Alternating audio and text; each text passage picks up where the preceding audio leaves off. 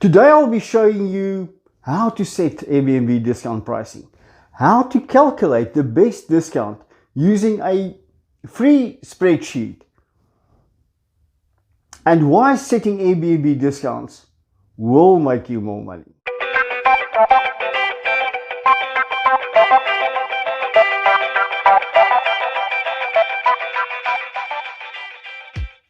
Hi, Johan here. Welcome again and again and again. Thanks for your support. It is making me extremely happy. Our Cape Town superhost team of memory creators and hassle Airbnb management and unlock value for absent owners and hopefully hosts like you.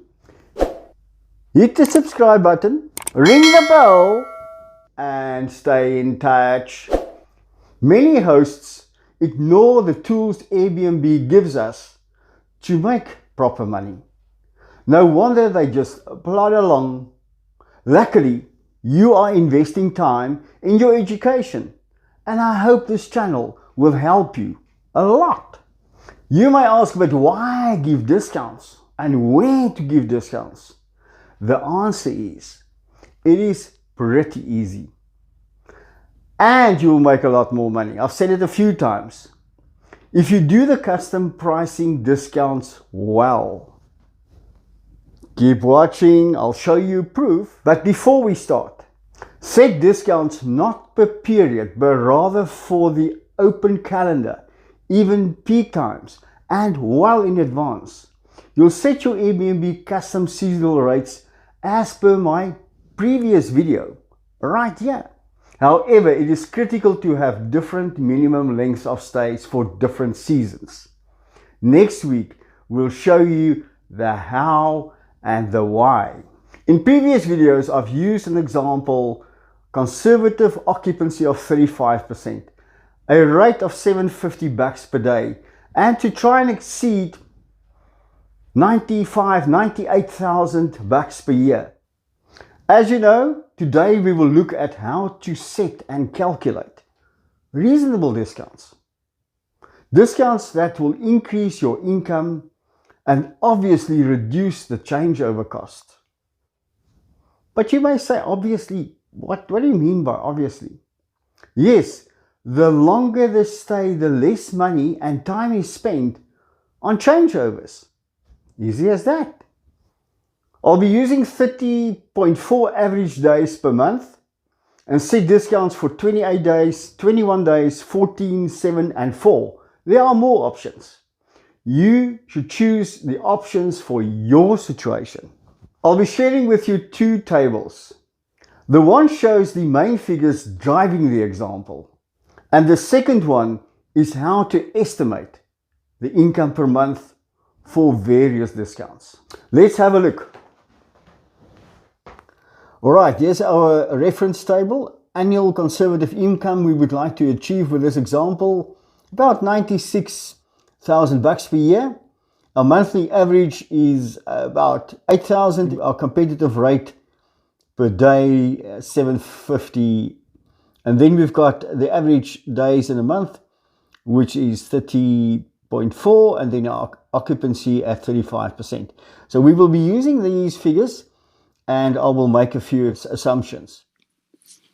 From the first table, we've got 96,000 roundabout.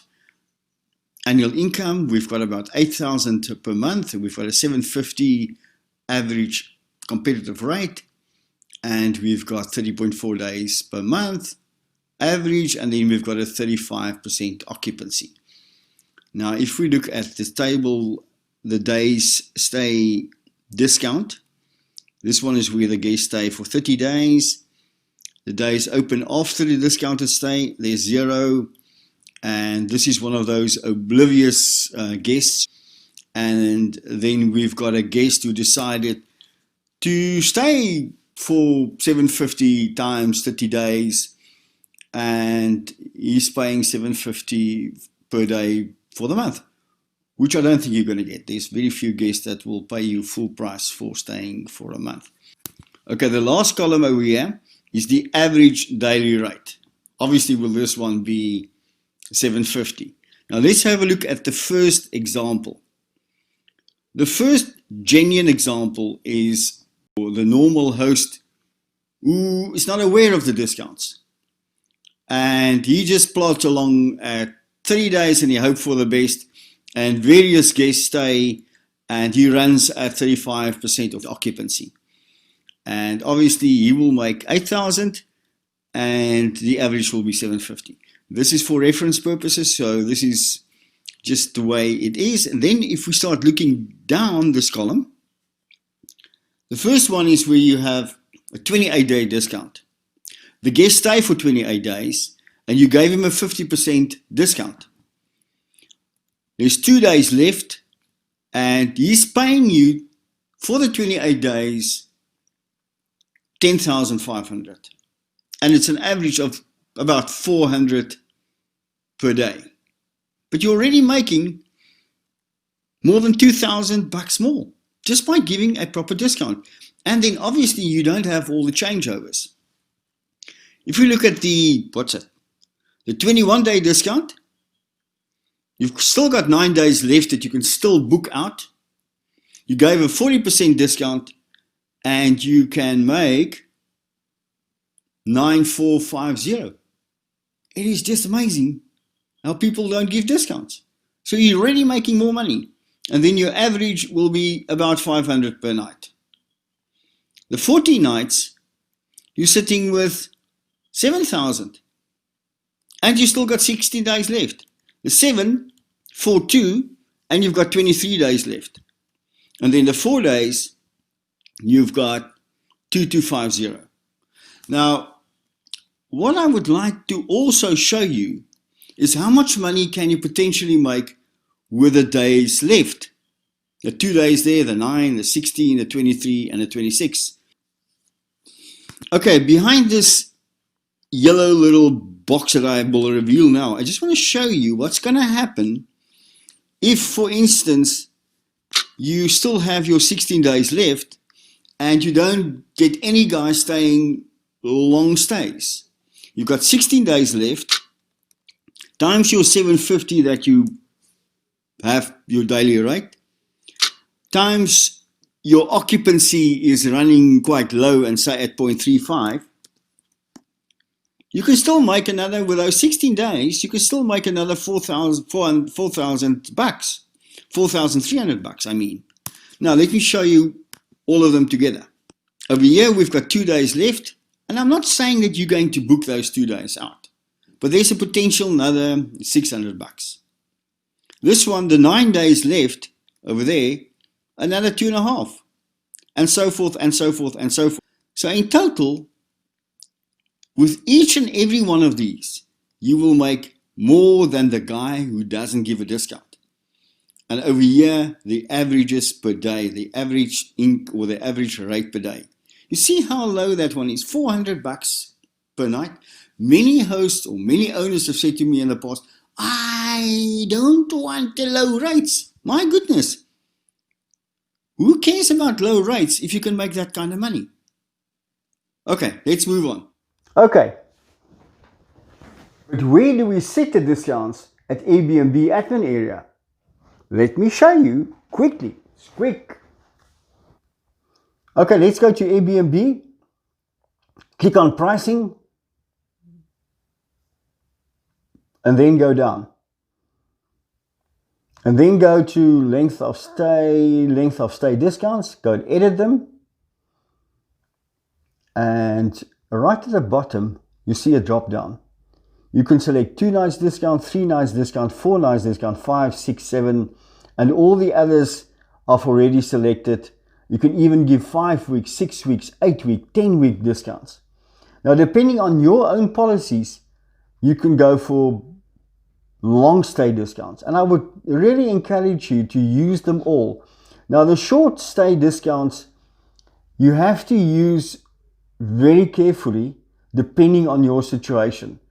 And we will talk about that in future videos on how to really play around with your changeover fees and your length of stays, minimum length of stays, and your discounts.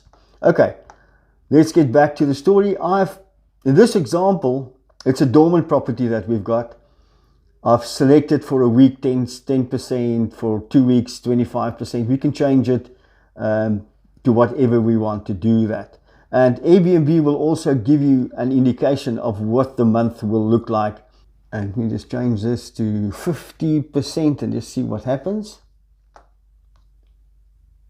Okay, now we get 30,000, and if we just change it to 40, oh, it's got to be more than that one there. So okay, we can change it to 46. That was my problem previous time. So you can change it to whatever you like to do.